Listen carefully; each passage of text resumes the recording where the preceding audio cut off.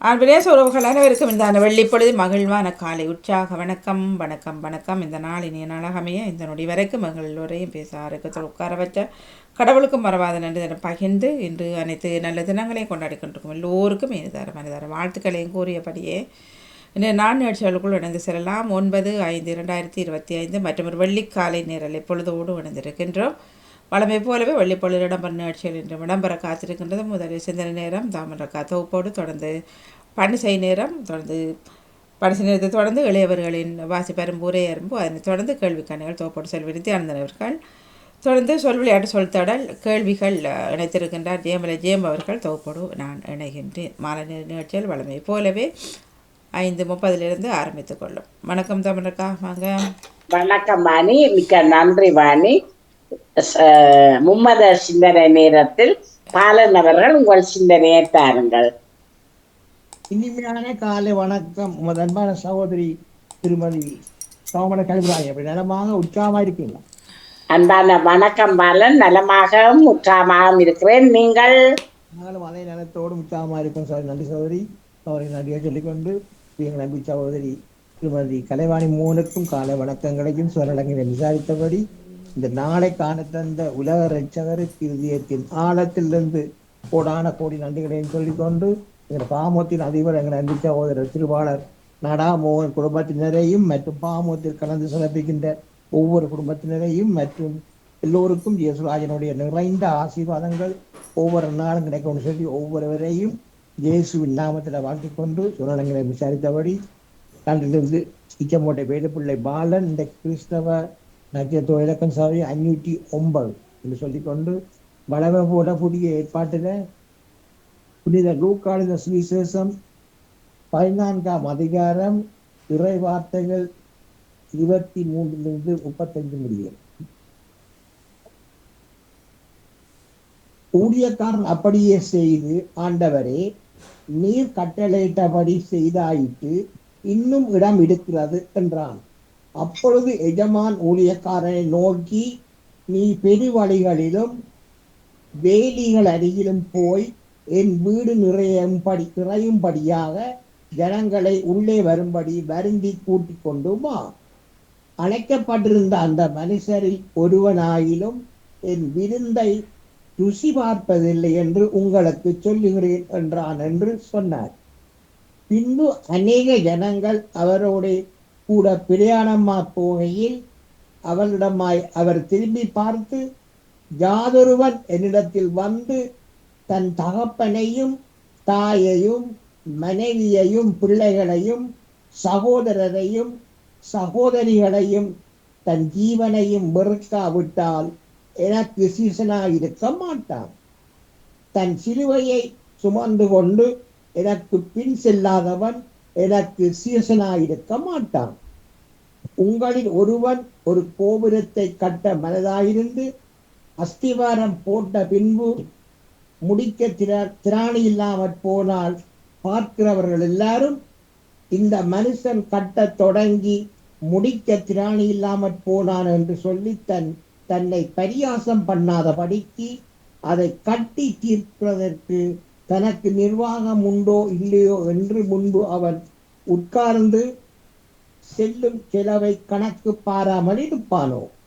அன்றையும் ஒரு ராஜா மற்றொரு ராஜாவோட யுத்தம் செய்ய போகிற போது தன்மேல் 20,000 சேவகரோட வருகிற அவனைத்தான் 10,000 சேவகரை கொண்டு எதிர்க்க கூடுமோ கூடாதோ என்று முன்பு உட்கார்ந்து ஆலோசனை பண்ணாமல் இருப்பானோ? கூடாதென்று கண்டால் மற்றவன் இன்னும் தூரத்தில் இருக்கும் போதே ஸ்தானாதிபதிகளை அனுப்பி சமாதானத்துக்கானவைகளை கேட்டுக்கொள்வானே. அப்படியே உங்களில் எவனாகிலும் தனக்கு உண்டானவைகளை எல்லாம் வெறுத்து விடாவிட்டால் அவன் எனக்கு சீசனாயிருக்க மாட்டான். உப்பு நல்லதுதான், உப்பு சாரமற்று போனால் எகினால் சாரமாக்கப்படும். அது நிலத்துக்காயிலும் எருவுக்காயிலும் உதவாது. அதை வெளியே கொட்டி போடுவார்கள். கேட்கிறதற்கு காதுள்ளவன் கேட்க கடவன் என்றார். இயக்கிழவ சௌரி 15ஆம் அதிகாரம் தொடர்பு சொல்லிக்கொண்டு ஒரு பாடல். இயேசுனுடைய பரிசுத்தமுள்ள நாமத்துக்கு சோத்திரம். மறவாமல் நினைத்தீரையா, மனதார நன்றி சொல்வேன். எம்மை மறவாமல் நினைத்தீரையா, மனதார நன்றி சொல்வேன். இரவும் பகலும் எமை நினைந்து இதுவரை நடத்தினீரே. இரவும் பகலும் எமை நினைத்து இதுவரை நடத்தினீரே. நன்றி நன்றி ஐயா, கோடி கோடி நன்றி ஐயா. நன்றி நன்றி ராஜா, கோடி கோடி நன்றி ராஜா. மறவாமல் நினைத்தீரையா, மனதார நன்றி சொல்வேன். பலவீன நேரங்களில் பலன் தந்தீரையா, எம் பலவீன நேரங்களில் பலன் தந்தீரையா.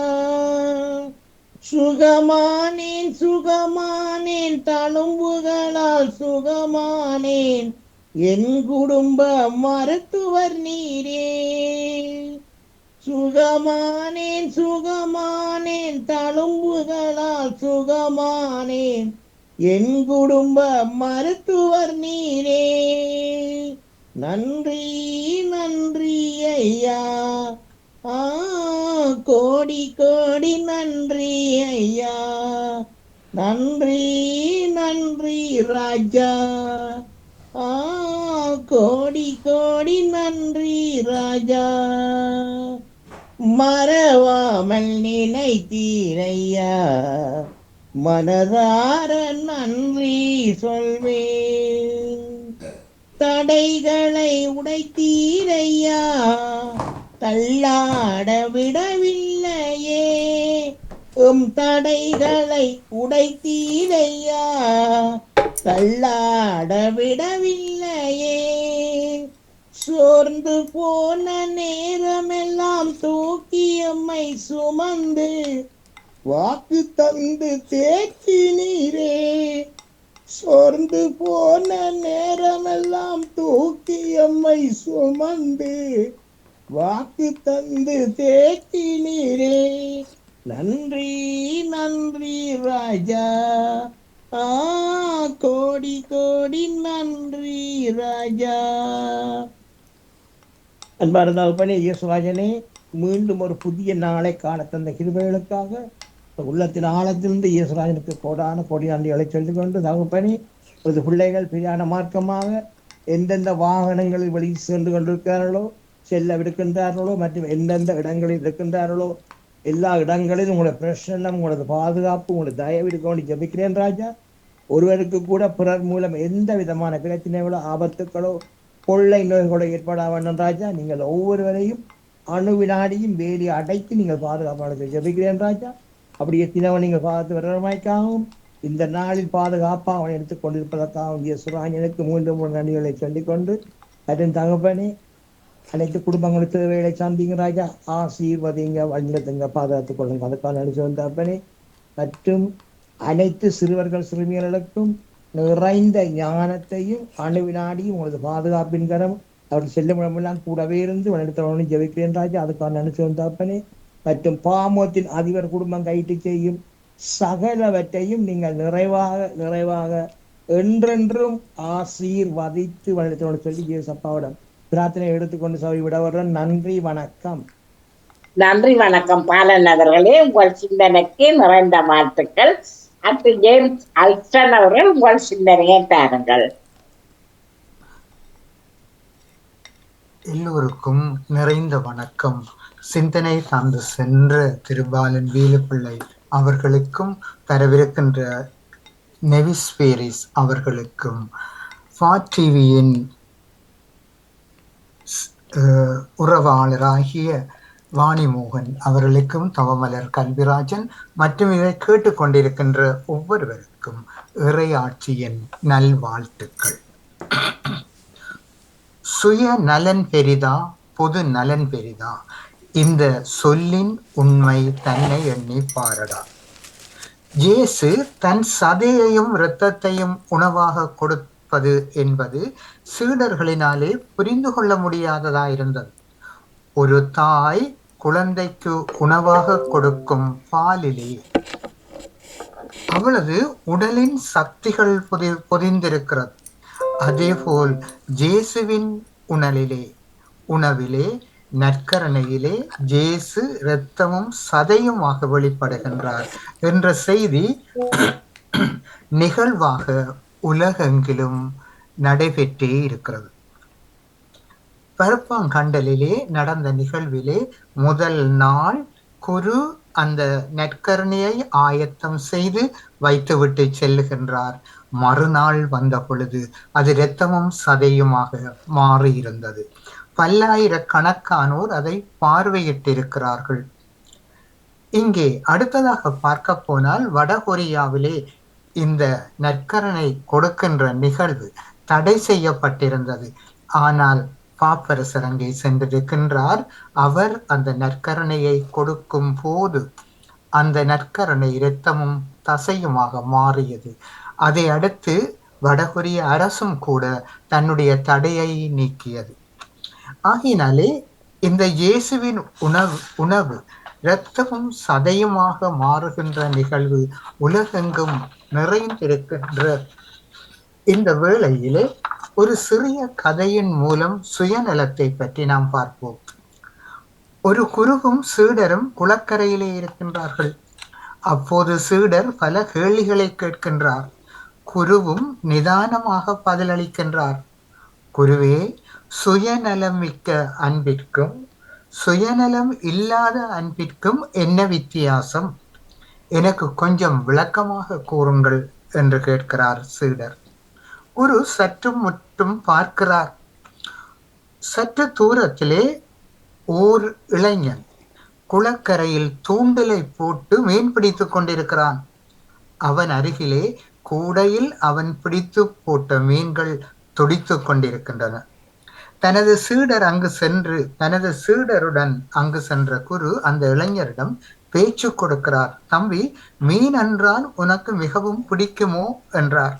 அவனும், ஓம் ஐயா, மீன் என்றால் எனக்கு நன்றாக பிடிக்கும். பிடித்து வைத்த மீன்களை எல்லாம் இன்றிரவு மனைவியை சமைக்க சொல்லி ஒரு பிடி பிடிக்கப் போகிறேன். உங்களுக்கு வேண்டுமானால் கொஞ்சம் எடுத்துக்கொள்ளுங்கள், குளத்திலே நிறைய மீன்கள் இருக்கின்றன என்றார். குரு ஒரு புன்னகையுடன், வேண்டாம் தம்பி என்று கூறி மறுத்துவிட்டார்.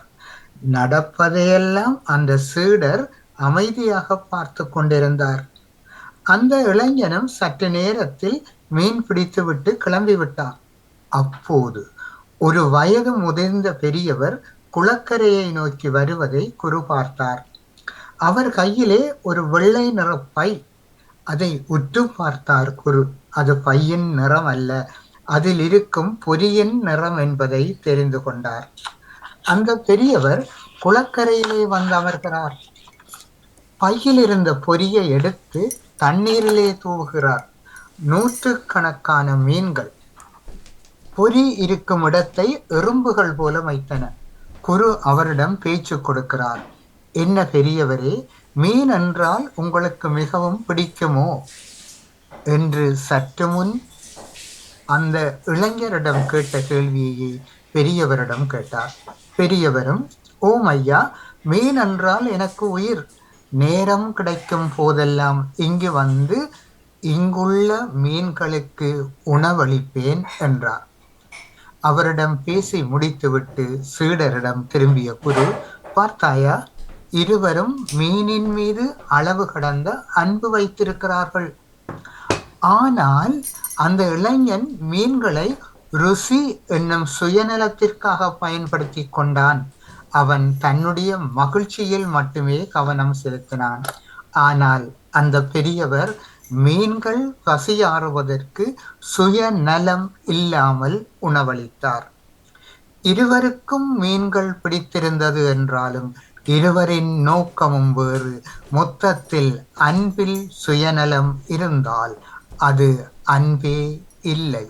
சுயநலம் இல்லாத அன்புதான் உண்மையானது, நிரந்தரமானது என்று குரு சீடருக்கு புரிய வைத்தார். செபத்திலே இணைந்து நிற்போம். அன்பு நிறைந்த ஆண்டவா, அமைதியின் தூதுவனாய் என்னை பயன்படுத்தும். பகையுள்ள இடத்தில் பாசத்தையும், மனவேதனை உள்ள இடத்தில் மன்னிப்பையும், ஐயமுள்ள சூழலில் விசுவாசத்தையும், அவநம்பிக்கையுள்ள மனதில் நம்பிக்கையையும், இருள் சூழ்ந்த இடத்தில் ஒளியையும், துயரம் நிறைந்த உள்ளத்தில் மகிழ்ச்சியையும் தந்து எனக்கு அருள் புரியும். ஆறுதல் பெறுவதை விட ஆறுதல் அளிக்கவும், பிறர் என்னை புரிந்து கொள்ள விரும்புவதை விட பிறரை புரிந்து கொள்ளவும், பிறருக்கு அன்பை அளிக்கவும் அருள் தாரும். இன்றைய நாளிலே நல்ல நிகழ்வுகள், பிறந்த தின நிகழ்வுகள் மற்றும் நல்ல நிகழ்வுகளோடு இணைந்து நிற்கின்ற ஒவ்வொருவருக்கும் என்னுடைய பிறந்த தினத்தினை, என்னுடைய மகிழ்வான தினத்தினை யாராவது கொண்டாடுவார்களா என்று ஏங்கி நிற்கின்ற உள்ளங்களோடு, இறந்து போனவர்களுக்காக கரம் குவித்து நிற்பவர்கள் அவர்களோடும் இன்றைய இந்திய நிகழ்ச்சிகள் இது இறைவனுடைய பணி என்பதை புரியாமலே புரிகின்றவர்கள், இன்றைய தினத்திலே வேலைக்கு செல்லுகின்றவர்கள், இது ஆண்டவனுடைய பணி, இதை செய்யவில்லை என்றால் உலகம் இசையாது என்ற எண்ணம் புரியாமல் செயற்படுகின்றவர்கள் அனைவருக்கும், இந்த தளத்திலே இசைந்து நின்ற ஒவ்வொருவருக்கும் இறையாட்சியின் அருளும் ஆசியும் நிறைந்திருக்க வேண்டி விடைபெறுகிறேன். நன்றி, வணக்கம். மிக்க நன்றி ஜேம்ஸ் அல்சன் அவர்களே. உங்கள் சிந்தனைக்கு நிறைந்த வாழ்த்துக்கள். அடுத்து நேவிஸ் பிலிப்ஸ் அவர்கள் உங்கள் சிந்தனையை தாருங்கள். இனிய காலை உற்சாக வணக்கம் திருமதி தவமலர் கல்விராஜன் அவர்களே. வணக்கம். வணக்கம். வணக்கம் பாமுக உறவுகளுக்கும் திருமதி நடாமோகன் வாணிமோகன் அவர்களுக்கும் இந்த நச்சினையில் இணைந்திருக்கின்ற சகோதரர்கள் அனைவருக்கும் எனது அன்பான வணக்கத்தை கூறிக்கொண்டு, அமைதியான இந்த நாளை எங்களுக்கு தந்த இறைவனை நாங்கள் வாழ்த்தி போற்றி வணங்கிக் கொண்டு என்னுடைய நச்சிந்தனை தொடர்ந்து 1600 மன்னிப்புடன் இன்றைய நற்செய்தி வாசகம் புனித யோவான் எழுதியது அதிகாரம் 6 திருவசனங்கள் 52 59 முடிய. நாம் உண்பதற்கு இவர் தமது சதையை எப்படி கொடுக்க இயலும் என்ற வாக்குவாதம் யூதர்களிடையே எழுந்தது. இயேசு அவர்களிடம், உறுதியாக உங்களுக்கு சொல்கின்றேன், மானிட மகனுடைய சதையை உண்டு அவருடைய இரத்தத்தை குடித்தால் ஒழிய நீங்கள் வாழ்வு அடைய மாட்டீர்கள். எனது சதையை உண்டு என் இரத்தத்தை குடிப்பவர் நிலை வாழ்வை கொண்டுள்ளார். நானும் அவரை இறுதி நாளில் உயிர்த்தெழச் செய்வேன். எனது சதை உண்மையான உணவு, எனது இரத்தம் உண்மையான பானம். எனது சதையை உண்டு எனது இரத்தத்தை குடிப்போர் என்னோடு இணைந்திருப்பார், நானும் அவர்களோடு இணைந்திருப்பேன். வாழும் தந்தை என்னை அனுப்பினார், நானும் அவரால் வாழ்கின்றேன். அதுபோல் என்னை உண்போரும் என்னால் வாழ்வர். விண்ணகத்திலிருந்து இறங்கி வந்த உணவே இதுவே. இது நமது முன்னோர் உண்ட உணவு போன்றது அல்ல. அதை உண்பவர்கள் இறந்து போனார்கள். இவ்வுணவை உண்போர் என்றும் வாழ்வர். இயேசு கப்பர்நாகிமில் உள்ள தொழுகை கூடத்தில் இவ்வாறு கற்பித்தார். வாழ்வு தரும் இயேசு கிறிஸ்துவின் நற்செய்தி. கிறிஸ்துவே உமக்கு புகழ். இன்றைய இறை வார்த்தையின் சிந்தனையாக, எனது சதையை உண்டு என் இரத்தத்தை குடிப்பவர் நிலை வாழ்வை கொண்டுள்ளார். இல்லை என்று வருவோருக்கு இல்லை என்று சொல்லாமல் இருப்பதை பகிர்ந்து வாழ்பவரே மனிதருள் மாணிக்கங்கள். இயேசு மானுடம் மீட்பு பெற மாண்புவ தன் உடலையும் இரத்தத்தையும் பகிர்ந்து கொடுத்தார். தானே வானில் நின்று இறங்கி வந்த உணவு என்றும், தன்னை உண்பவர் எவரும் பசியை அறியார் என்றும், அவரில் இணைந்து அவரோடு வாழ்பவர் நிலைவாழ்வு பெறுவர் என்றும் கூறுகின்றார். பகிர்வு மனம் இல்லாதவர்களை பார்த்து புனித பவுலடிகளார், எப்படி நாம் கிறிஸ்துவின் திரு உடல் இரத்தத்தில் பங்கு கொள்ளும் தகுதியை பெற முடியும் என்று வினவுகின்றார். நற்செய்தியாளர் யோவானும் இயேசு நம்மில் ஒருவர் என்கின்ற செய்திக்கு அழுத்தம் கொடுக்கின்றார். நமது வாழ்வின் ஆதாரத்துக்கு இயேசு இன்று நம்மை அழைக்கின்றார். அவர் அளிக்கும் வாழ்வோ இறைவனின் வாழ்வி. நம் வாழ்க்கை பயணத்தில் ஆண்டவர் நம்மை தனித்து விடுவதில்லை. அவர் என்றும் நம்மோடு, மேலும் நமது இலக்கை நம்மோடு பகிர்ந்து கொள்ள விரும்புகின்றார். நம்மை தம்மோடு ஐக்கியப்படுத்தும் எல்லை வரை என்கின்றார் முன்னாள் திருத்தந்தை 16ஆம் பெனடிக்ட். நற்கருணை விருந்தில் நாம் பங்கு பெறும் போது இயேசுவை உணர்கின்றோம். இயேசு நம்முள் வருகின்றார், நாம் அவருள் வாழ்கின்றோம். நம் இதயத்தில் எழும் இயேசுவோடு பேசுவதற்கு இது ஒரு அருமையான வாய்ப்பு. இந்த உரையாடலால் நம் உள்ளம் பண்பட்டு இயேசுவின் பிரசன்னத்தில் வாழ பயிற்சி பெறுகின்றது. நம்மை தேடி நம் இல்லம் வரும் நண்பரோடு அமர்ந்து பேசி அவரை உபசரிப்பதில் நமக்கும் நண்பருக்கும் மனநிறைவு உருவாகும். அதுபோல நம் உள்ளம் தேடி வந்துள்ள நம் நண்பர் இயேசுவை என்ன மனநிலையோடு நாங்கள் வரவேற்கின்றோம் என்று எண்ணி பார்ப்பது நல்லது. அவருக்கு நமது நன்றி பெருக்கை தெரிவிக்கலாம். நம் குற்றங்களுக்காக மன்னிப்பு வேண்டலாம். நமது தேவைகளை எடுத்து கூறி அவரது பாதுகாப்பை நாடலாம். இதுபோல் எத்தனையோ வழிபாடுகளில் அவருக்கும் நமக்கும் உள்ள பெருக்கத்தை நெருக்கத்தை ஆழப்படுத்தலாம். இந்நிலையில் தான் அவர் நம்முள்ளும் நாம் அவருள்ளும் வாழும் ஒன்றிப்பு உயர்வடையும். இயேசுவோடு உள்ளம் திறந்து பேசுவதற்கு நம்மிடம் ஆர்வம் உள்ளதா? சிந்திப்போம். இயேசுவே, நீரே வானில் நின்று இறங்கி வந்த உயிருள்ள உணவு. உம்மிலே தாகம் கொண்டு உம்மிலே நாங்கள் நிறைவடைய எங்களுக்கு வரம் தாரும் இறைவா என்று வேண்டிக் கொண்டு நாங்கள் கன்னிமரியாவின் இந்த வழக்க மாதத்தில் அன்னையை பற்றி சிந்தித்துக் கொண்டிருக்கின்றோம். ஆகவே இன்று ஒரு சிறிய சிந்தனை. சகல வரங்களையும் பெற்ற கன்னிமரியா தனது இளம் வயதில் தன்னை இறைவனுக்கு அர்ப்பணித்து இறைவனுக்குரியவனாக வாழ்ந்து வந்தார். உலக மீட்பரின் வருகை அண்மித்துள்ளது என்று அறிந்து அளவில்லாத மகிழ்ச்சி அடைந்தார். மீட்பரின் வருகையால் நீண்ட நாள் பசாசின் அடிமைத்தனத்திலிருந்தும் மனித குலம் மீட்கப்படும் என்பதை உணர்ந்து அந்த பரம ரகசியம் எப்போது நிறைவேறும் என்று மிகுந்த ஆசையுடன் தனது செபத்திலும் தியானத்திலும் சிந்தித்து வந்தார். கன்னிமரியாவின் உதரத்தில் அவதரித்த இயேசுவை திவ்ய நற்கருணை வழியாக நாம் உட்கொள்கின்றோம். தேவ அன்னை போல் நாமும் செபதவ தியானங்கள் மூலம் இறை பக்தி, இறை அன்பு, நம்பிக்கையை எம்மிடத்தில் வளர்த்து நல்ல புண்ணியங்களை அணிந்து கொண்டு தேவ நற்கருணையை உட்கொள்வோம்.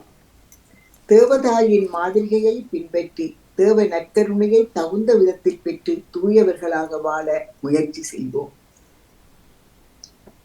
இனிய அன்னையே, இறை வார்த்தையானது உமது திருவுதரத்தில் அவதரித்த போது நீர் கொண்டிருந்த பக்தி சிநேகத்துக்கு அளவே இல்லை.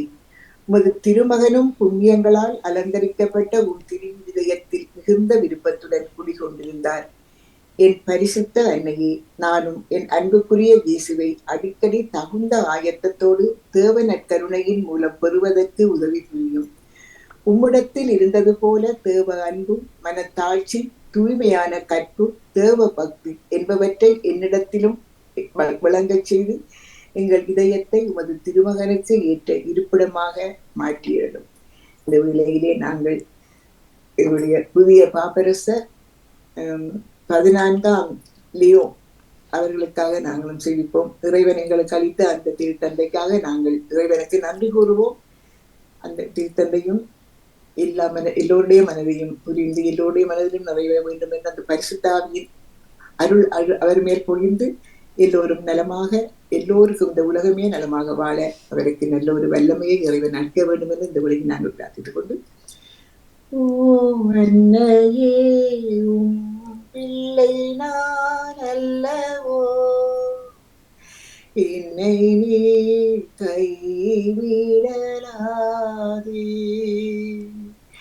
உத்தமி என்னை பெற்ற தாயிலும் மிக்க அன்புள்ள ரட்சகி ரட்சகி உம்மை நம்பினே, உன்னத கடவுளின் தாயா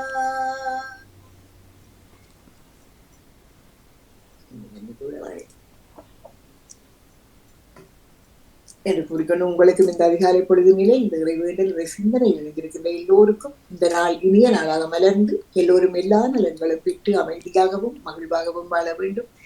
நீங்கள் எடுத்துக்கொள்ளுகின்ற எல்லா முயற்சிகளும் சிறந்து செழித்து மேம்பட்டு வந்து வளர வேண்டும் என்று வேண்டிக் கொண்டு இன்றைய நாளிலே வருகின்ற எல்லா நிகழ்ச்சிகளையும் அவளோடு எதிர்பார்த்தபடி உங்களிடம் இந்த அன்பாக விடைபெறுகிறேன். செல்விராஜன் அவர்களே, நன்றி, வணக்கம். மிக்க நன்றி நேவிஸ் பெற்றவர்களே. உங்கள் சிந்தனைக்கு நிறைந்த வாழ்த்துக்கள். சிந்தனை சார்ந்த பாலன் வேலுப்பிள்ளை அவர்கள், ஜேம்ஸ் அல்சன் அவர்கள். அனா நிற்கிறாவே, அனா வந்திருக்கிறா போல இருக்குது. வந்திருக்கிறாவா? மன்னிப்போட. வணக்கம் அண்ணா அவர்களே. வணக்கம். வணக்கம். மன்னிப்போட நான் கவனிக்கவில்லை. உங்கள் சிந்தனையை தாருங்கள். இந்த இனிமையான மீண்டும் ஒரு காலை பொழுதை தந்த இறைவனுக்கு நன்றியை கூறிக்கொண்டு பாமுக தொலைக்காட்சி உறவுகள் அனைவருக்கும் என் இனிமையான காலை வணக்கத்தை தெரிவித்துக் கொண்டு இன்று லூக்கா நற்செய்தி 21வது அதிகாரம். ஏழை கைம்பெண்ணின் காணிக்கை. செல்வர்கள் தங்கள் காணிக்கையை காணிக்கை பெட்டிக்குள் போடுவதை கண்டார். வறுமையில் வாடிய ஒரு கைம்பெண்ணும் 2 காசுகளை அதில் போடுவதை கண்டார். அவர், இந்த ஏழை கைம்பெண் எல்லோரை விடவும் மிகுதியான காணிக்கை போட்டுகிறார் என உண்மையாகவே உங்களுக்கு சொல்லுகிறேன் என்று கடவுள் சொல்லியிருக்கின்றார். அந்த ஏழை கைம்பெண் தன்னிடம் இருப்பதில் சிறிய தொகையை காணிக்கையாக போடவில்லை, தன்னிடம் இருப்பதை முழுவதும் போட்டிருக்கின்றார். நாங்கள் பல சமயங்களில் இறைவனின் சன்னிதானத்தில் காணிக்கையை அள்ளி போடுவோம். ஆனால் ஒரு ஏழைக்கு உதவி செய்யும் போது எங்கள் கை கொஞ்சம் குறுகிவிடும். நாங்கள் இருப்பதில் எடுத்து கொடுப்பது ஒரு வகையான காணிக்கை. ஆனால் எங்களிடம் இருப்பதையே கொடுப்பது கடவுளுக்கு உகந்த காணிக்கை. நாம் இன்று நாளைக்கு என்று நிறைய சேர்த்து வைத்திருக்கின்றோம். உங்கள் பிள்ளைகளுக்கு என்று சேர்த்து வைத்திருக்கின்றோம். ஆனா ஆண்டவர் சொல்லி இருக்கிறார், நீ என்னிடம் வரும்போது வெறும் கையாக வாவண்டு. அதே போல ஒரு உவமை இருக்கின்றது. பறவைகளை பாருங்கள், சேர்ப்பதும் இல்லை, அறுப்பதும் இல்லை, விதைப்பதும் இல்லை. ஆனால் கடவுள் அவர்களுக்கு கொடுத்து கொண்டிருக்கின்றார். அதேபோல் நாமும் நம்முடைய வாழ்க்கையில் கஷ்டப்பட்டு களைத்து விழுந்து உழைத்தாலும் மற்றவர்களுக்கு கொடுப்பதில் நாங்கள் இன்பம் அடைகின்றோம், சந்தோஷப்படுகின்றோம். அதைத்தான் இறைவன் விரும்புகின்றார். ஆகவே நாமும் இறைவன் இந்த வார்த்தைக்கேற்ப வாழ வரம் வேண்டி நாளைய நாளில் பெல்ஜியம் பெனுமாதா திருவிழாவுக்கு ஆயத்தப்படுத்தி கொண்டிருக்கும் இந்த வேளையில் அவர்களுக்கும் இறைவன் முழுதுமான ஆசீர்வாதத்தை கொடுக்க வேண்டும் என்றும், அன்னை மரியாவின் பரிந்துரையின் பேரில் எல்லோருக்கும் கேட்பது கிடைக்க வேண்டும் என்றும், பயணங்களில் இருப்பவர்கள், பயணம் செய்பவர்கள், திருத்தலத்தை நோக்கிய பயணம் செய்பவர்கள் அனைவருக்கும் இறைவன் துணையாக இருந்து மரியன்னை அவர்களை வழிநடத்தி செல்ல வேண்டும் என்று இறைவனை வேண்டிக் கொண்டு இந்த சந்தர்ப்பத்தை தந்த உங்கள் எல்லோருக்கும் நன்றியை கூறி, இயேசுக்கே புகழ், இயேசுக்கே மகிமை, மரியே வாழ்க. நன்றி. நன்றி அண்ணா அவர்களே. உங்கள் சிந்தனைக்கு நிறைந்த வாழ்த்துக்கள். மன்னிப்புடன் நான் கவனிக்கவில்லை, அதையும் கூறிக்கொண்டு. இல்லம்மா, இல்ல டீச்சர், ஒரு பிரச்சனையும் இல்லை. நேவிஸ் அவர்களுக்கு மிக்க நன்றி.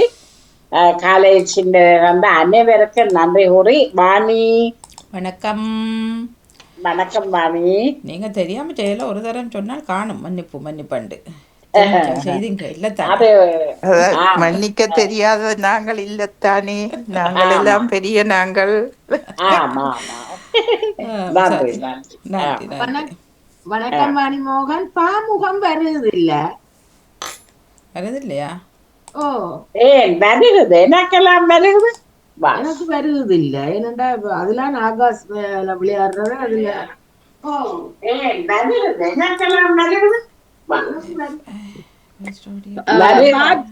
என்ன ஃபார்ட்டிவியன் தானே வேணுமோ போடுறது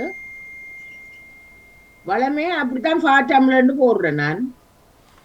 உங்கள்கிட்ட எத்தனை வாட்டி சொல்கிறது? நான் நேற்று சொன்னேன், நல்லா படித்து திரும்ப திரும்ப. சரி இல்லை, நீங்கள் எதுக்கும் எழுதி வைங்கோ, எழுதி வைங்கோ. பாருங்க ஃபர்ஸ்ட் ஆடியோ நேற்று சொன்னேன்னா ஒருத்தர் வந்து கேட்க, அது சில நேரம் ஃபர்ஸ்ட் ஆடியோ கொஞ்சம் கதைச்சிட்டு நான் கதைச்சிட்டு விட்றேன்னு கேட்டுட்டு செய்யுங்க. சிலருக்கு வந்து ஃபார்ட்டிவி அது அடித்த உடனே வரும், சிலருக்கு இப்போ வருது இல்லை. அப்போ நேற்று ஒருத்தர் சொன்ன பொழுது நான் சொல்லியிருந்தேன், first audio FIR ST first AUDIO Oreo ஒரே வார்த்தை .net. ஓகே சரி, அது வராட்டா இது அடிக்கலாம். சரி, ஓகே, நன்றி, வணக்கம். நேற்று நீங்கள் நிற்கும் பொழுது தான் நீங்கள் எழுதி வச்ச, நீங்கள் இப்போ கொப்பியில் எழுதுவீங்க. நான் போல ஃபர்ஸ்ட் ஆடியோ .net அது வேலை செய்யுது, எல்லாருக்கும் வருது. அதுக்கு முதலாவது வாணி அதுக்கு ஃபர்ஸ்ட் ஆடியோ .net மொபைல் கொண்டு அப்படிதான் வருது எனக்கு. நீங்கள் அது ஒன்றுக்கும் போக வேண்டாம், புது ஒரு பேஜ் எடுத்து அப்படித்தான் நான் செய்கிறேன் வாணி மோகன். அவங்களுக்கு ஒன்றுமே வராது, இப்படி தான் வரும். நீங்கள் அதை அடிச்சிங்கன்னா உடனே திறக்குது. ஃபர்ஸ்ட் FIR அடிக்கக்குள்ளே வரும் உங்களுக்கு. FIR அடிச்சு ஃபர்ஸ்ட் ஆடியோ .net போட்டிருக்கிறேன். அப்போ ஃபர்ஸ்ட் ஆடியோ அதுக்கு வந்து கீழே பெரிய பிளாக் லெட்டரில் தான் வாணி மோகன் ஃபர்ஸ்ட் ஆடியோ .net மொபைல் வருது. ஒரு ஆச்சரிய குறி இருக்குது. அது ஒன்று மாதிரி அது உங்களுக்கு எதில் அடிக்கிறீங்க? சரி, இப்போ வர்றேன். ரெண்டாவது, முதலாவதுக்கு தான் அடித்தேன் நான். சரி, நன்றி, வணக்கம். நன்றி நன்றி நன்றி. நிறைவுக்கு வருகின்றது மும்மத சிந்தனை நேரம். பொது சிந்தனையில் இருப்பேன், உறவுகள் இணைந்து தரலாம். 8:44. வணக்கம் தமிழக தாங்க பொது சிந்தனை.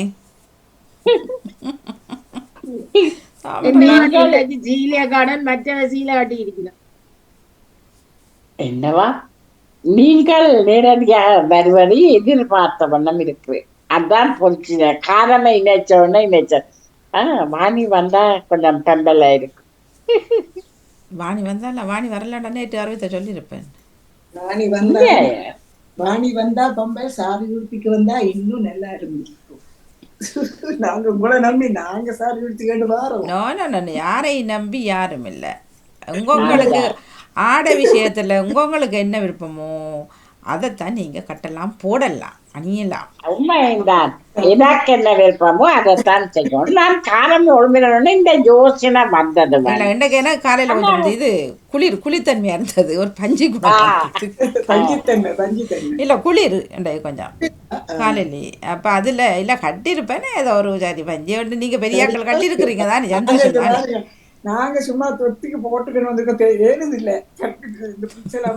சாரி என்ற பேர்ல இருக்கு, அதோட சும்மா தூக்கி போட்டுக்கணும் வந்துடும். நீங்க மேல சூப்பர் கலர் பட்டரும் பூவும் அப்படியே மேல அப்படியே வச்சுக்கொள்ளுங்க. நீங்க கீழே பதிக்கிறீங்க.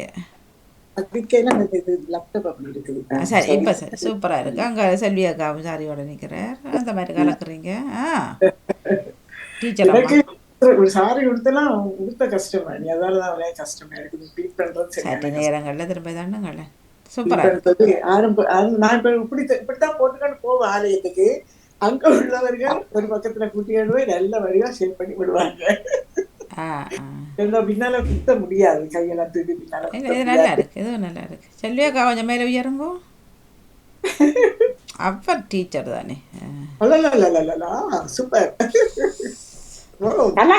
கலக்குறா இங்க கண்ணா பூந்து வாக்கணும். நல்லா இருக்கு பேட்டர்ன் டிசைன், நல்ல வடிவா இருக்குது, நல்லா இருக்கு. சூப்பர். வணக்கம் வாணி அக்கா. வணக்கம் ஜெசி, வாங்கோ. வணக்கம் வணக்கம் வணக்கம் உச்சமன வணக்கம் பாமுறவுகளே. நானும் இணைந்திருக்கிறேன். அழகு எல்லாரும் கலக்கோ கலக்கோ கலக்கல். அதான் கலக்கலோ கலக்கல் சிந்தனை இதுவாக இருக்கின்றது. மணி எல்லாம் கலைக்கு கொண்டிருக்கிறார்கள். சரி, பொது சிந்தனை இருந்தா தாங்கோ. இது ஒன்றுதான் சந்தர்ப்பம், இருக்கிற சாரிகளை உடுத்துறதுக்கு இது ஒன்றுதான் சந்தர்ப்பமா இருக்குது. இல்ல அதுல ஆனா அவர்கள் சொல்லியிருந்தார் அப்படி என்றால், இப்ப வளமையா சொல்றவர்கள் இருக்கிறதுல கொஞ்சமாவது கிள்ளி கொடு அப்படி என்னன்னு சொல்றது. இவர் சொல்லியிருந்தார் இருக்கிறத கிள்ளி கொடு, ஆனா இருக்கிற எல்லாத்தையும் கடவுளுக்கு கூடன்னு சொல்றார். ஓ அப்படின்னா இந்த காணிக்கப்பட்டி இன்றைக்கு அவர் சொன்ன இந்த காணிக்கப்பட்டியில இந்த எல்லோரும் செல்வர்கள் வந்து போடுறார்கள். அவர்கள் இந்த மிகு தொகையாக போடுகிறார்கள். அப்ப இந்த ஒரு ஏழை கைம்பெண் வந்து தன்னிடம் உள்ளதை மட்டும் தன்னிடம் அவ்வளவுதான் இருக்குது அன்றைக்கு அவட வாழ்க்கை ஆதாரத்துக்கு அந்த இருந்த அவ்வளவத்தையும் தான் அந்த 2-3 செப்பு காசுகள் அதை அவ்வளத்தையும் போட்டுட்டான். அவக்கு செலவுக்கு அதுதான் கேளுங்களேன், எனக்கு இறைவன் தருவார் என்ற ஒரு நம்பிக்கை அவருக்கு இருந்தது. அதால தன்னிடம் உள்ளதை கொடுத்துட்டான். அந்த செல்வர்களுடைய காணிக்கையை விட இந்த ஏழை பெண் போட்ட காணிக்கை தான் அந்த இறைவனுக்கு மிகவும் இந்த மனதுக்கு ஏற்புடையதாக இருந்ததுன்னு சொல்றேன். ஏன்னா செல்வர்கள் வந்து எத்தனையோ லட்சக்கணக்கில் அவரை கிள்ளித்தான் கொடுக்கிறார்கள். அந்த இருந்ததுல கிள்ளி கொடுக்கிறார்கள். இவர் தன்னிடம் இருந்ததையும் அள்ளி போட்டுட்டாங்க. தனக்கு வச்சுதான் தானம் வழங்கணும் இருக்கிறது. தனக்கு வச்சு அப்படி இருந்தா தனக்கு வச்சு யாருக்கு இருக்குது? இல்ல இல்ல அப்படி ஒரு பணமில் இருக்கല്ലോ, தனக்கு வச்சுதான் தானம் இருக்குது. அதனாலதான் செல்வர்கள் அப்ப அது அப்படி அந்த பழமொழிக்கு இது பிழைச்சிடும் இல்ல. அது பிள்ளைச்ச தனக்கு மிஞ்சித்தான் தானம் தருவோம்னு சொன்னா இறை நம்பிக்கை ஒன்று இருக்குது. அந்த இறைவன் தருவார் என்ற நம்பிக்கை எனக்கு நான் கொடுத்துட்டோம்னா எனக்கு இறைவர் அன்றைய நாளுக்கு என்னத்துக்கு அந்தந்த உணவை எங்களுக்கு தாருமென்று நாங்க ஒவ்வொரு நாளும் செவிக்கிறோம். அந்த ஒரு நம்பிக்கையில தான் அந்த காணிக்கையில அப்படி அடி போட்டுட்டாங்க. தன்னிடம் இருந்தது அவ்வளவுதான், அவ்வளத்தையும் போட்டாங்க. அந்த காணிக்கை தான் இறைவனுக்கு ஏற்புடையதாக இருந்ததுன்னு தான் அவர் சொன்னார். சரி, ஏற்கக்கூடிய சரி. அதுக்கு பிறகு நடந்ததை திரும்ப சிந்தனையில அறியாமல் அதான் சொல்றது. இறை நம்பிக்கை தனக்கு அவர் சொல்லுவார், இந்த இறைவன் கிருபை அருள் இருந்ததுன்னு சொன்னா அவருக்கு இதை விட நிறைவாக கிடைக்கும் என்ற ஒரு நம்பிக்கை, இறை நம்பிக்கை. எனக்கு இறைவனே காப்பார். பறவை இந்த குருவிகளை பாருங்க, சிட்டுக்குருவி பறவைகளை பாருங்க, அவர்களுக்கு யாரும் காட்டுல போய் அதை குத்துது. அவங்களுக்கு யாரும் உணவு அள்ளி போட இல்லை. தங்களுக்கு தேவையானது அந்த இடத்துல அவங்களுக்கு கிடைக்குது. அந்த குருவிகளுக்கு பறவைகளுக்கு அந்த இடத்துல சிதறிக்கு இருக்கிற அந்த மணி துணிகள் இருக்குது. அதுவும் இறைவன் வளர்த்ததுதான். காட்டு மலர்களை பாருங்க, யார் அந்த வண்ணங்களையும் அதுகளுக்கு கொடுத்தது, யார் அவங்களை பராமரிச்சது. ஆனால் இறைவன் அவர்களையும் பாதுகாக்கிறார் என்றுதான் அதுல சொல்லப்படுகிறது. அதுதான் நல்ல சிந்தனை தான். ஆனாலும் இந்த கிள்ளிக்குடு அள்ளிக்குடு என்று சொன்னேக்க இந்த கொரோனா காலத்துல கடையில இருந்த எல்லாத்தையும் அப்படியே வாரி கட்டி கொண்டுதான் சனம் எல்லாம் போட்டு போய்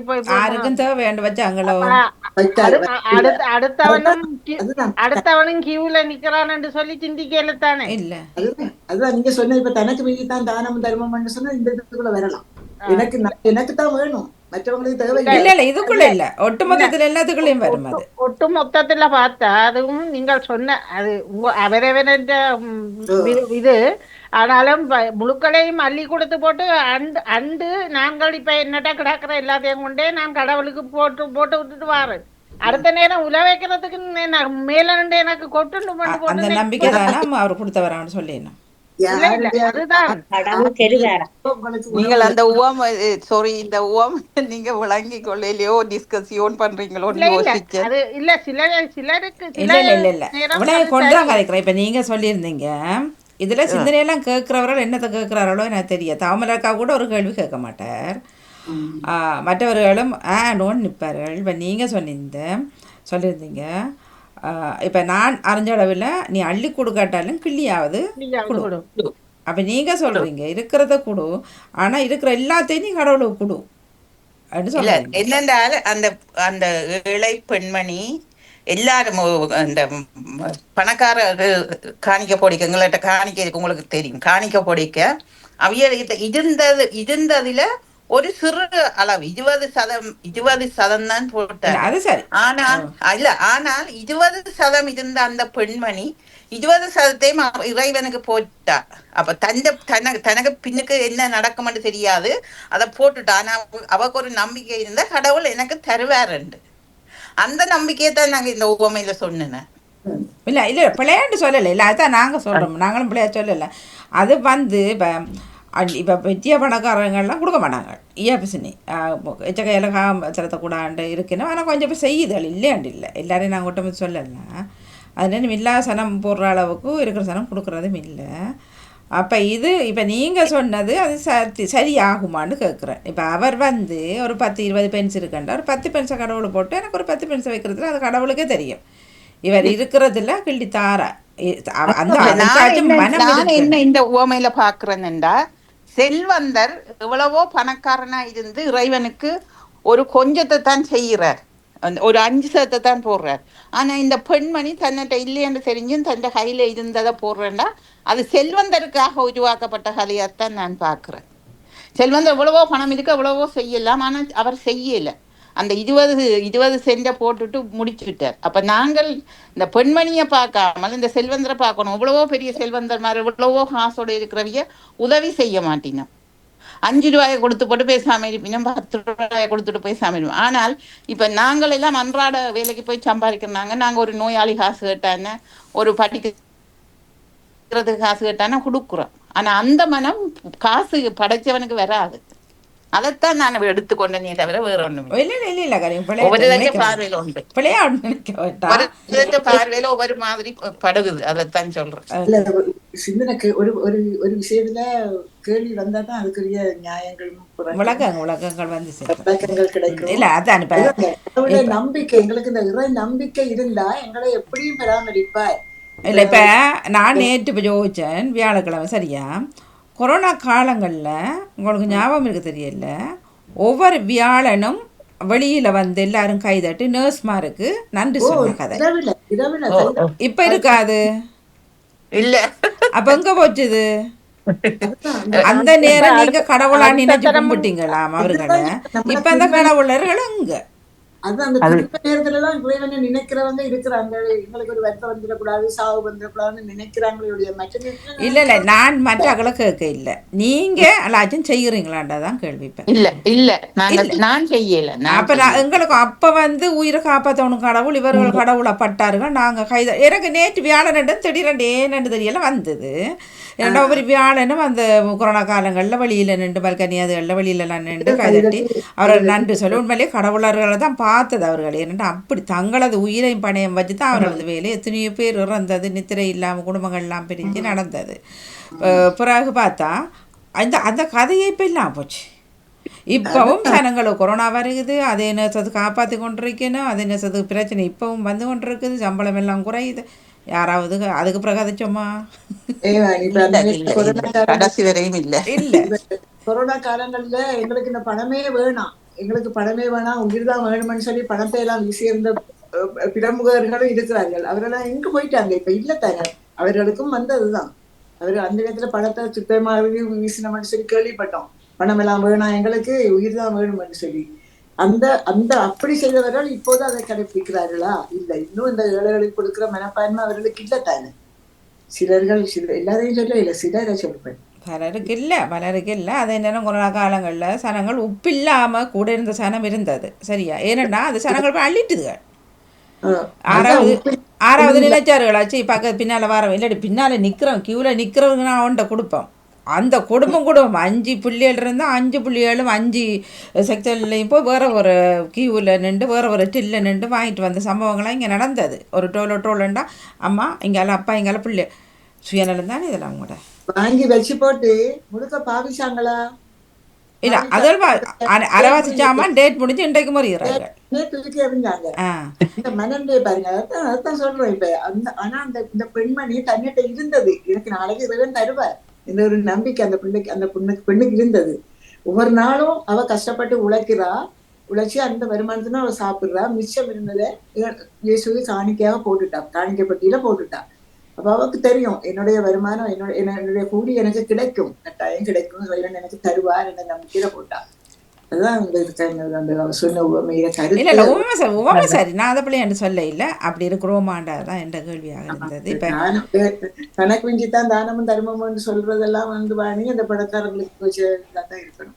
சரி, இப்ப சிந்தனை கேட்டுக்கொண்டிருந்த உங்கள்கிட்ட நான் கேட்கிறேன், இந்த ஜேம்ஸ் ஆல்சன் ஒரு கதை சொன்னவர் தானே? உண்மையில நான் இன்றைக்கு வளமையாக நின்று கேட்குறேன். நான் கதை நான் இன்றைக்கு கேட்க இல்லை, வெளியில் டீ ஊற்ற போயிட்டேன். அவர் என்ன கதை சொன்னவர்? தாமரக்கா எனக்கு ஞாபகம் இல்லை. சுயநலம் பொதுநலம் தலைப்பில் அவர் செய்தவர். அப்போ சிந்தனை நேரத்தில் நிற்கிறீங்க, சிந்தனை கேட்குறீங்க. ஞாபகத்துக்கு வெளியில மாதிரி இன்றைக்கு சொன்னவரா? இன்றைக்கா? இப்போ இன்றைக்கு சொன்னவன் நான் நிக்கல, நான் ஆரம்பம் வரையில சுயநலம் பொதுநலம். அதில் அந்த மீன் கதை சொல்லி கொண்டு இருக்கக்குள்ள தான் நாங்கள் இளட்டி ஊற்ற போயிட்டு நான் மிச்சம் முடிவு வளமே அவரை கதை கேட்குறேன், நான் சிந்தனை கதை. அப்போ கேட்டவர்கள் சொல்லுங்க, அவர் என்ன கதை சொன்னவர், என்ன மாதிரி முடித்தவர். நான் குளிக்க போட்டேன். ஐயோ எனக்கு தெரியல, நான் நிக்கல, அதான் ஞாபகத்துல வரையில. நிறைந்த வாழ்த்துக்கள் சொல்றவர் இனி சிந்தனைக்குள்ள காதை வைக்கிறார், கத்தரிக்காய் வச்சு போட்டு. இனிமேல் வாணி அத வடிவா கேக்குறேன். கத்தரிக்காய் பொரியலை வச்சு போட்டு நிறைந்த வாழ்த்து சொல்றவர் கட்டாயம் கேட்டுட்டு 2 கேள்வி கேட்குறீங்க சிந்தனை நேரத்துல. கத்தரிக்காய் காரி எனக்கு ஆரோ கத்தரிக்காய் பொரிக்கிறவர்கள் இல்லை, ஒரு விஷயம் சொல்லக்குள்ள நாங்கள் கேட்க வேணும். கேட்டால் தான் இப்போ இன்றைக்கானாக்கு அவர்கள் சொல்லக்குள்ள தான் எனக்குள்ள வந்தது அது, சரியா? அப்போ நான் கேட்டேன். அவரோட கதை வந்து எனக்கு நான் கேட்கல. அப்போ தான் முடிவு என்னன்னு கேட்டால் ஒருத்தருக்கும் தெரியாது. நான் கேட்கல. ஆனால் நான் நினைக்கிறேன் மாணி மீன் வந்து மீன் கதை சொன்னவங்க தண்ணிக்குள்ள இருந்தா வந்து ஈரோட இருக்கும் வழியில வந்தால் அந்த கதை இல்ல. இல்லை இல்லை இல்லை, அவர் சொன்னது பொதுநலம் சுயநலம். எனக்கு இப்ப ஞாபகத்துல சரி சொல்லுங்க. அவர் அந்த மீனை விருப்பப்பட்ட ஆசையில மீன்ல உயிர் அவருக்கு விருப்பம், அதால அந்த மீனை பிடிச்சு அவர் சாப்பிடுறாரு. மீன்ல விருப்பப்பட்டு, சரியா? மீனை விருப்பப்பட்டு அந்த மீனை பிடிச்சு கொண்டு போய் அவர் சமைச்சு சாப்பிடுறாரு. மீன் பிடிக்கிறவர், அந்த மீன் பிடிச்சவர்.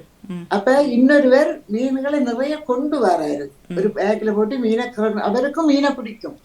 அவர் என்ன செய்யறாரு, அந்த மீன்களை கொண்டு அந்த ஆற்றுக்குள்ள அந்த மீனுக்கு உணவாக அதை கொடுக்கிறார். அதை எடுக்கிறார்.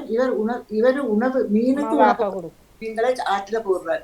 அதுதான் அந்த கதையில எனக்கு ஞாபகத்துல வரையில. இப்ப மீன் என்று சொல்லக்கூடாது அந்த கதை ஞாபகத்துக்கு. அப்ப இதுல சுயநலம் எது பொதுநலம் எதுன்னு சொன்னார்? சுயநலம்டா தனக்கு அந்த ஆற்றுல இருக்கிற மீனை பிடிச்சி தான் சமைச்சு சாப்பிடுறான் தானே. இவர் பொதுநலம், அவர் சாப்பிடுற மீனுக்கே மீனை உணவா போட்டது. உணவா போடுறேன் பொதுநலம் சொன்னா இவர் அந்த மீனுக்கு உணவை போட்டா மீன் சாப்பிட்டு இன்னும் பெருகும். அப்ப இன்னும் பலர் பேர் அதெல்லாம் பிரதேசப்படுவார்கள் என்றுதான் அந்த மீன் அவருக்கு. வாழ்த்துக்கள்.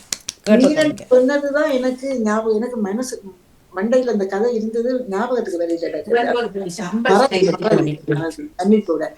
அதுதான் அந்த கதை. அதுதான் இல்ல இல்ல மன்னிப்பு பண்ண வேண்டாம். இல்ல எனக்கு அந்த முடிவு அப்படி வந்தான்னு தெரியாது. அவருக்கும் மீன்ல ஆசை. அந்த இல்லை சரி சரி சரி.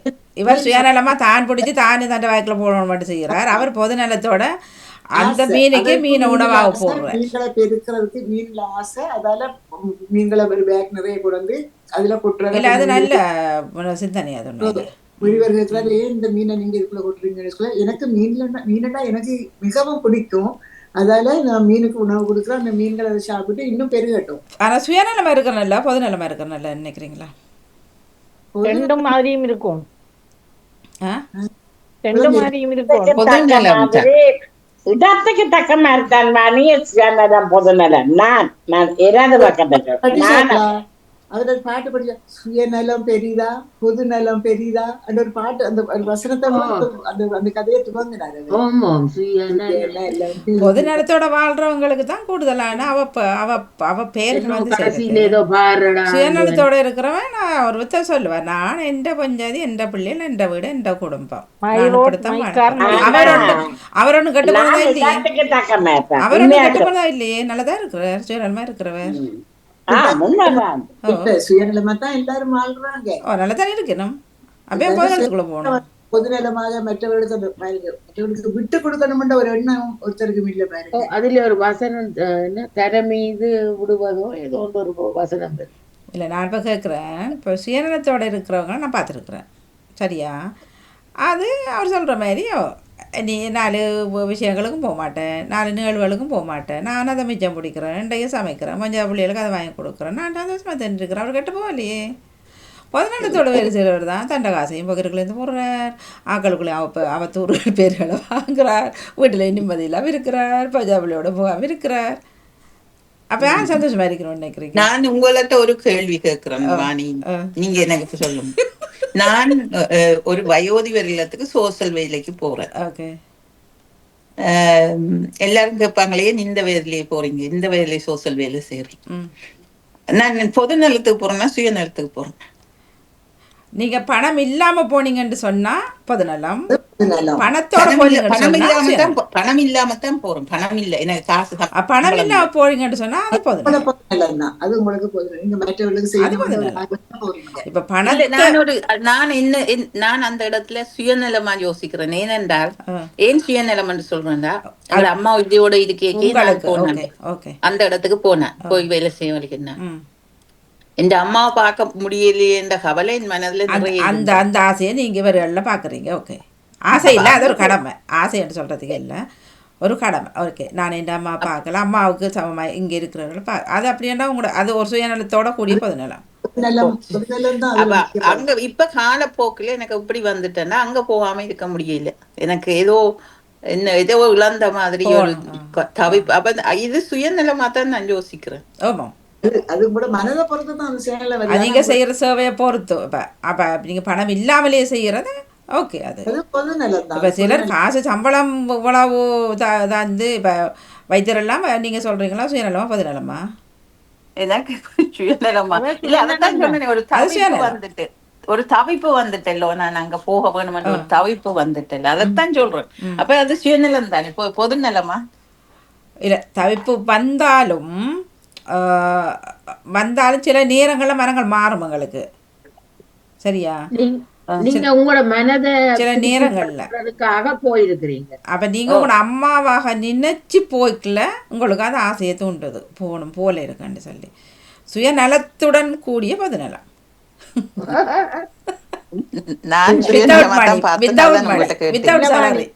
பொதுநலத்துடன் கூடிய சுயநலம் இல்ல இல்ல, சுயநலத்தை ஏன்னா அவர் பொதுநலத்தை விட சுயநலத்தோட தான் இப்ப சுயநலமா சிந்திக்கிறா. ஆனா அப்ப பொதுநலமா தானே போய் சேவை செய்யணும் நினைக்கிறா. இல்ல, சுயநலத்தோட கூடிய பொதுநலம் நான் நினைக்கிறேன். ஏன்னா அவர் முதல்ல பாக்குறது தண்ட தாய் கோப்பானாக்களை தான் பார்க்க போறார், அதை தான் மைண்ட்ல வச்சிருந்தா போற, அது பிறகு பொதுநலமா மாறுது. சுயநலமா இருந்தாலும் அது பொதுநலமா போய் உங்களுக்கு அது புண்ணியத்தை தரும். சுயநலம் நீங்க உங்களோட சுயநலம் நீங்க சொல்லல, நீங்க அந்த சுயநலத்தோட இருந்தீங்க போயிருக்க மாட்டீங்க அங்க. அதனால நீங்க அங்க போறீங்க, அந்த உங்களோட தாய் தகப்பன் சுயநலம் அந்த மன சிந்தனை உங்களுக்கு வந்ததால நீங்க அங்க போய் அவர்களுக்கு பாக்குறீங்க. அது இப்ப சொல்றீங்க உங்களுக்கு அது தவிப்பா இருக்குன்னு சொல்றீங்களா? அப்ப அது ஒரு பொதுநலத்தின் தாக்கம் தான் உங்களோட மனசுல வாரது. நான் போகாட்டி எனக்கு அது ஒரு தவிப்பு மாதிரி இருக்கிறதுன்னு சொல்லி அவர்களுக்கு செய்ய வேணும். அதுல நீங்க உங்களோட சுயநலத்தை நீங்க பார்க்கல, பொதுநலம் தான். அந்த வயோதிபத்த முகத்துல நான் பாக்குறது ஒரு சந்தோஷம், எனக்கு என்னமோ ஒரு திருப்தி அங்க கிடைக்குது. உண்மையா அதுதான் உண்மை. ஏதோ ஒரு திருப்தி எனக்கு கிடைக்குது, எனக்கு ஏதோ ஒன்று கிடைக்குது அங்க. நான் கூட வாங்கி அந்த வேலைகள் செய்யற காலங்களில இந்த ஹோட்டல் வேலையை விட்டதுக்கு பிறகு எனக்கு ஒரு வயோதிகர்களோட வீட்டுல அந்த அவர்களுடைய இடத்துல நான் வேலை செய்ய போனேன்.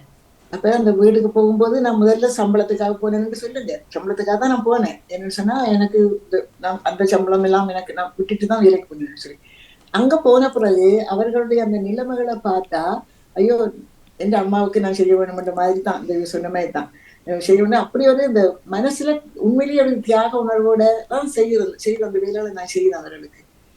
அவர்களுக்கு தேவையான அவரோட வீட்டு வேலைகள் எல்லாம் நான் செய்தேன்.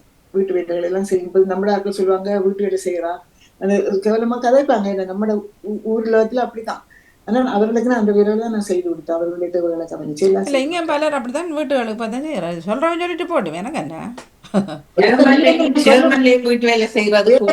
வேலைக்காரிகள் சொல்லுவார்கள், வேலை செய்யற வேலைக்காரிகள் சொல்லுவார்கள். நீ அதுவும் இல்லாம வீட்டுக்குள்ள இருக்கிறியா, அது பக்கம் கிடையாது. வேலை எந்த வேலையா இருந்தாலும் அவர் வேலை செய்யறாரு இல்ல, செய்யாம இருக்கிற நான் கதைக்கிறதுக்கு எனக்கு எந்த அருகதையும் இல்லை.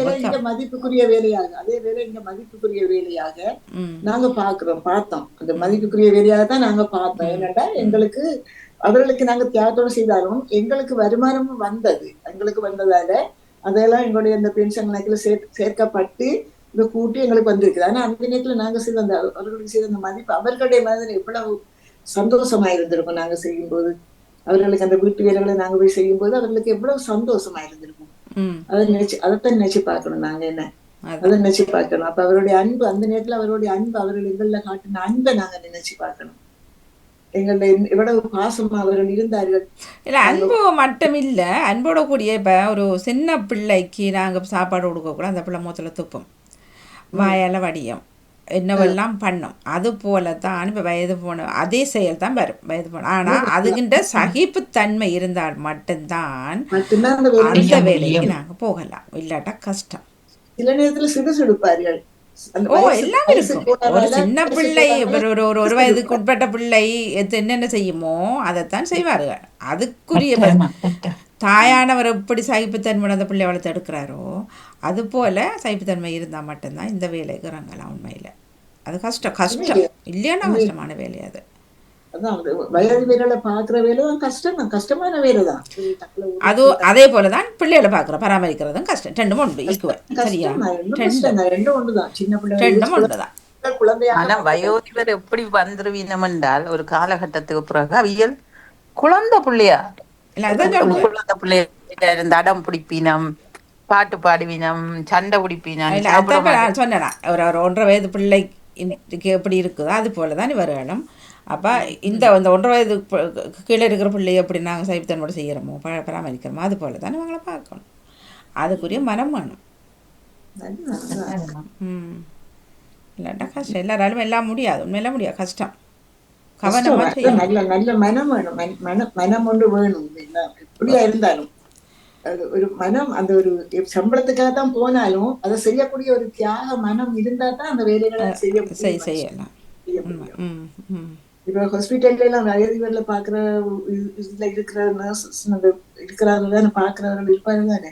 அது சில முகத்துல காயப்பட்டு கீறுவார்களாம், சில நேரம் அடிப்பார்களாம், துப்புவார்களாம். அப்ப அதையும் பொறுத்து கொண்டு அந்த அவர்கள் தாதிகள் அவர்களுக்கு பணிவிட செய்யும் போது அப்ப அந்த அதுகளுடைய மனதை விட்டுட்டு போயிடலாம் அவங்க. ஆனா போனா அவங்களுக்கு இந்த சுயநலமாக அவர்கள் சிந்திச்சு அவர்களுக்கு இந்த சம்பளங்கள் கிடைக்காது. ஆனா அதையும் பொறுமையோட செய்கிறார்கள் என்ற கடமையாக. அது கடமையாக அந்த வேலையை செய்யும் போது அதுல நாங்க அந்த கடமையை தான் நாங்க பார்க்கணுமே, ஒரு சுயநலத்தை நாங்க கவனிக்கலாம், ஒரு நிலத்தை நாங்க சிந்திக்கணும். அதுல பார்ப்போம். நன்றி. சுயநலம் போதுனால ஒரு நாளுக்கு அடுத்து பேசுவோம், சரியா? நன்றி, வணக்கம். நல்ல பாடல். நன்றி அவர்கள், நன்றி. ஒன்றும் குறைய நினைக்க வேண்டாம். பக்கமா வந்து போறேன் எல்லாருக்காகவும் வேண்டிக் கொண்டு அதான் நீங்க சொல்ல ஆசை வந்தது. பாப்போம் ஒரு தரம் அமலாச்சிட்டு அருள் கிடைக்கட்டும். அது நீங்க சொல்ல ஆசை வந்தது பெல்ஜியம் மாதாட்டண்டு. நன்றி. இப்போ போயிட்டு வாருங்கள். நல்ல பயணமாக அமைய வாழ்த்துக்கள். தொடர்ந்து நன்றி. நன்றி. உங்களை எல்லாரும் கோயில்னு சொன்னீங்க. பெல்ஜியம் பெல்ஜியத்துக்கு போறீங்களா? எங்களுக்காக வேண்டிக் கொண்டு வாங்க. அதுதான் சொன்னேன், எல்லாருக்கும் பாமுக உறவுகளுக்காக வேண்டிட்டு வாரு. என்ன பேர் சொன்னீங்க மாதாண்ட பேர்? வெனு அன்னை. வெனு மாதா. அந்த திருவிழா நாளைக்கு கொண்டாடுறாங்களா? ஓ, நாளைக்கு தான் கொண்டாடுறாங்க. அதான் அந்த வெள்ளை சேர்ச்சுன்னு சொல்றதா?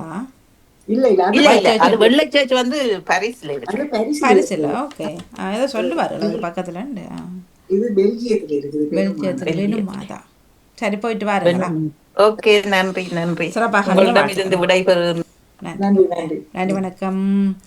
இரவுக்கு வருகின்றது பொது சிந்தனையும் சேர்த்து பேசியிருந்தோம். யாரின் மனம் புண்படுத்துகிற மாதிரி நாங்கள் கதைக்கையில் வச்சுருந்தோம். மன்னிப்பை வேண்டியபடி சிந்தனைகள் எண்ணிக்கையில் எதுவாக இருந்தாலும் கொஞ்சம் நாங்கள் உள்ளேயும் வாங்கிட்டு அதுக்குரிய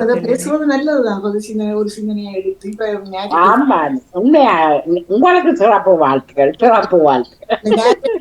ஞாயிற்றுக்கிழமையிலாம் இந்த நடாமோகன் அவர்கள் இந்த சிந்தனைகள் சொல்லும் போது அதுல ஒரு வசனங்களை எடுத்து உருட்டல் சிந்தனை என்று கொண்டு வரார்கள். அது வந்து அவருடைய அந்த இது இல்லை, எங்களை வெறுட்டணும் வந்தது இல்லை. அதுக்குள்ள ஒரு சிந்தனை எப்படி ஒரு விஷயம் வெளிப்படுது, அதுக்காக தான் அதை கொண்டு வர. அது ஒரு பாராட்டப்படக்கூடிய ஒரு விஷயம். அது அந்த ஒவ்வொரு வசனங்களையும் எடுத்து அதை உருட்டல் சிந்தனையாக கொண்டு வந்து எங்களுடைய மனதில் இருக்கிறதெல்லாம் கேட்டு எடுக்கிறது வந்து ஒரு நல்ல ஒரு விஷயம். அப்படி சிந்தனைகள்ல இப்படி வரும்போது கேட்டுக்கொண்டிருக்கிறவர்களுக்கும் அந்த விளக்கங்கள் தெளிவுகள் கிடைக்கும் தானே. இப்ப உங்களோட தேவாரங்களை படிக்கும் போதும் நாங்க அதை கேட்கலாம். சிலர் வந்து எனக்கு உண்மையிலேயே கவலையா இருக்கிற தேவாரம் படிக்கும்போது உங்களுக்கெல்லாம் இந்த பாடலாம் ஞாபகம் இல்லாம இருக்குது, நீங்களும் அந்த இதுல இருந்து வளர்ந்தவங்க தானே, நீங்க ஏன் இடத்துல டச் விட்டு போயிட்டு அது டச் விட்டு போட்டோன்னு சொல்ல கூடாது. அவரால் பாடணும், அது உண்மை, ஏற்றுக்கொள்றோம். அதுல இருந்தா ஒரு நாள் அது விட்டு போகாது, ஏற்றுக்கொள்றோம். ஒவ்வொரு நாளும் பாடும் பொழுது ஒவ்வொன்றா அசாமிக்கு முன்னுக்கு எங்களுக்கு அது மறக்காது. எனக்கு கவலையா இருக்கிறது. நீங்க பாடுவீங்க, சில விஷயத்துல சிலருக்கு தெரியாம அந்த தொழில்கள் விழாம இருக்கும்போது எனக்கு சிலருக்கு பாடமா தான் நான் விட்டு பாடுவேன். ஆனா இது உண்மையிலேயே நான் வெள்ளிக்கிழமையில எனக்கு உண்மையிலேயே நான் ஒருத்தரும் குறை நினைக்க கூடாது. கவலையா தான் இருக்கிறது. என்னன்னா அந்த பாடல்கள் எங்களால ஒழுங்கா படிக்க முடியலையே ஏன் என்ற அந்த ஒரு கேள்வி எனக்கு இருக்குது.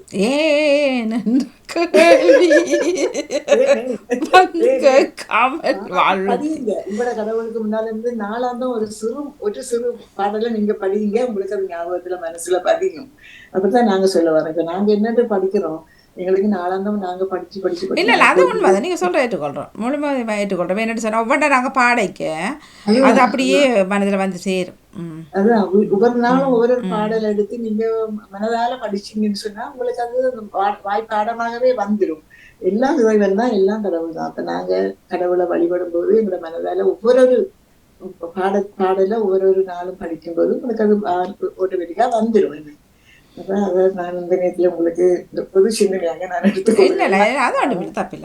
ராணி, நான் ஒரு பொது சிந்தனையுடன் எங்கள் வீட்டுக்கு பக்கத்துல எங்களை இதுல 5 வீடு இருக்கிறது. அதுல ஒரு 4 பேர் இந்த நாட்டவர்கள். அதில் ஒருவருக்கு நெடுகளும் அடிக்கடி சீனாவில இருந்து பொருட்கள் வரும். அப்பொழுது அவருக்கு வரும்ல, அவர் வேலைக்கு போறவர்களே அவருக்கு வர்ற இதை அவர் அந்த போஸ்ட்ல வர்ற அந்த படியை எங்களுக்கு தான் அடிச்சு எங்களோட பாக்ஸுக்குள்ள எங்களுக்கு கீழே இதை அமர்த்தி போட்டு நாங்கள் கதவை திறந்தோம்னா எங்களை விட்ட கொண்டு வந்து தந்துட்டு போவேன். நாங்கள்தான் கொடுக்குறோம் அநேகமா. அப்ப நேற்றும் அவருக்கு உங்களோட ஹஜோனிக்கும் போது போஸ்ட் வந்துருந்தது. அப்ப எங்களோட வீட்டுல அவர் எடுத்து கீழே வச்சுட்டு வந்துட்டது. அப்ப நான் வேலையை போயிட்டு வரும் பொழுது பார்த்தேன் 4 வீட்டை நின்றா. பின்ன அவருக்கு குசினியில நின்றாவ. பின்ன கையை காட்டினேன். இப்போ நான் என் வீட்டை கதவை திறந்து டக்கண்டு எடுத்து போட்டு வெளியில வேற என்ன பாசலை பெரிய பாசல் உண்டு. பின்ன பாசலை கொடுக்க என்ன சொன்னா நிக்க சொல்லி டக்கண்ணி நிக்க சொல்லி போட்டு பெரிய ஒரு அந்த சூரியாந்தி அந்த பூ கொத்தொண்டு கொண்டு வந்து தந்த. அது இப்ப இங்க வந்து பூ சரியான விலை இப்ப. ஆனா பூ கொத்த கொண்டு வந்தா நான் என்னத்துக்கு கொண்டு வந்தா என்றால் மதர் டேயும் வந்து ஞாயிற்றுக்கிழமை தானே. இப்ப மதர் டேக்கும் எங்களுக்கு தர்றதுக்கு பிள்ளைகள் வேற. அவ என்னட்ட பூவை தாரா நீங்க செய்த தாராண்டு போட்டு பின்ன நான் கேட்டேன், ஏன் என்னத்துக்காக இந்த பூவை எனக்கு தர்றீங்களு கேட்டேன். என்ன சொன்னா, நெடுகளும் இந்த தனக்கு வர பாசல்களை நாங்கள் அதை வாங்கி கொண்டு வந்து தர்றதாம். எனக்கு அது அதை திருப்பி என்னத்தை செய்யறேன்னு தெரியாமல் இந்த பூவை உனக்கு தர்றேன்னு எனக்கு அது நல்ல சந்தோஷமா இருக்குதாம். அப்படி என்று சொல்லி அதை தந்தா எனக்கு அதை நான் சிந்திச்சு பார்த்தேன். என்னன்னா வேற்று நாட்டவர் அப்படி இருந்தும் இது ஒரு சாதாரண ஒரு விஷயம். என்ன ஒரு பாசல் என்ன எங்களுக்கு விரையக்கல, அப்ப அவருக்கும் வருது. பக்கத்து வீடு, நான் அதை வாங்குறேன், அதுல பக்கத்துல கொடுக்குறேன். ஆனா அந்த காசை பார்க்காமல் அதை வாங்கி பூ ஒரு வாங்கி அது தொடர்ந்து ஒருத்தர் செய்யக்கல. அது நானும் இருந்தாலும் ஏதாவது செய்வேன். அது செய்வேன், சின்ன சாக்லேட்டோ ஏதாவது. என்னென்னு சொன்னால் எங்களுக்கு இப்போ நீங்கள் கதவை திறக்கிறீங்க, அது பெரிய விஷயம் இல்லைன்ட்டு அது உங்களுக்கு இருக்கும். ஆனால் இப்போ நான் வேலையை போகிற நேரம் எனக்கு அது ஒரு ஹெல்ப்பாக இருக்குது. சில இப்போ இங்கே என்ன வரேன்னா வெளியில் வச்சுட்டு போய்விடுவார்கள். இங்கே வெளியில் அது ஒரு பிழையான ஒரு வேலை. கொரோனா டைமில் சரி நீங்கள் வச்சிங்க. இப்போ இங்கேயும் சட்டு வர 2 தரம் எங்கட விடம் அந்த நீங்கள் கண்மூடி முழிக்கிறதுக்குள்ளே போயிடும். ஆனால் வச்சுட்டு போய்வார்கள், தாங்க ஃபோட்டோ எடுத்து போவார்கள். ஒரு நாள் நல்ல காலம் தட்டுன சத்தம் கேட்டது மேலே இங்கே இப்படி செய்யக்கலாம் இல்லை ஒருத்தரும் பார்த்தேன். பின்னுக்கு பக்கத்தில் வச்சுட்டு போகிறார் அவர். அப்புறம் நல்ல வளை எடுத்து வந்துடும். ஆனால் அதில் ஆக்கள்லாம் நின்று அதை எடுத்துகிட்டு போனால் அவர் சொன்னால் நான் உண்டு விட்டேன். அப்படி வைக்கக்கூடாது. உண்மையில் நாங்கள் இவ்வளோ காசை கட்டி ஒன்று உங்களுக்கு கூட பண்ணி எடுக்க அப்படி. அப்போ அப்படி இருக்க நாங்கள் எடுத்துகிட்டு வச்சுட்டு தான் ஒரு 10 தரம் எடுத்து வைக்கிறாருன்னு சொன்னால் நானும் அதை செய்வேன். ஒரு சாக்லேட்டை கொண்டு எங்களுக்கு காட் மாதிரி வாங்கி அதை போட்டுட்டு போவார்கள். இன்னும் சில நேரம் இந்த நம்பர் வீட்டில் நாங்கள் கீழே கடை இருக்குது, அப்ப அதுல போய் எடுக்கலாம் அப்படி. ஆனால் அவ இப்ப 2-3 தடவை உங்களுக்கு தெரியும் அந்த சாப்பிடுற மொசரில்லான்னு அந்த வெண்ணெய் கட்டி அது கிண்ணில வாணி, அதுவும் விலை கூடுன இதுதான். அதுவும் 2-3 தடவை வாங்கி கொண்டு வந்து பெல் அடிச்சு போட்டு தந்துட்டும் போனா. பரவாயில்ல, அதுல ஒரு அன்பு தானே, பிரச்சனை இல்ல. எனக்கு அது ஒரு மாதிரி இருந்தது. இல்ல அடுத்த முறை சொல்லுங்க, அடுத்த முறை சொல்லுங்க, நீ எனக்கு தரத்தனி ஆசைப்படுறேன், இந்த பார்சலை நான் எடுத்துக்கொள்றேன் சொல்லுங்க. இந்த பார்சலை நானே வச்சுக்கொள்றேன், என்னக்கெல்லாம் தெரிய வரும் அவரை. ஓஹோ ஓகே என்றாரட்டா ஓகே அவர் சொல்ற சரி. அப்படி இல்லையா உங்கள்ட்ட இருக்கிற சிறு சிறு பொருட்களை கொடுத்தீங்கன்னு சொன்னா அவ கொஞ்சம் அவ ஏற்றுக்கொள்வாங்க. நீங்க என்னடே நீங்களும் அவ தரும்போது உங்களுடைய அந்த ஒரு இப்ப நம்ம ஸ்ரீலங்கா பொருட்கள் ஏதாவது அவருக்கு சந்தோஷமா இருக்கும். அவ வாங்கி கொள்வா, வாங்குவா, என்னத்தை கொடுத்தாலும் வாங்குவாங்க. வாங்கிச்சா? ஆமா ஆமா ஜெயஜி இதுக்கு இல்ல நான் இப்ப சொல்லுவேன், செல்வியக்கார பொது நிலமா செய்கிறா, அவ டக்குனு ஒரு சுயநலம் ஆகிட்டா, தன்வசம் ஆகிட்டா. அவர் பூக்கத்தை கொடுத்து ஒரு நல்ல நல்ல மனங்கள் இருக்குது. ஒரு அன்பும் ஒரு நன்றியும் தானே, என்ன ஒரு அன்புக்கு ஒரு நன்றி. பலர்த்து இப்ப எங்களுக்கு உண்மையிலே அந்த சந்தர்ப்பங்கள் இல்லை எங்கட பக்கம். எனக்கு வாசை உண்மையிலே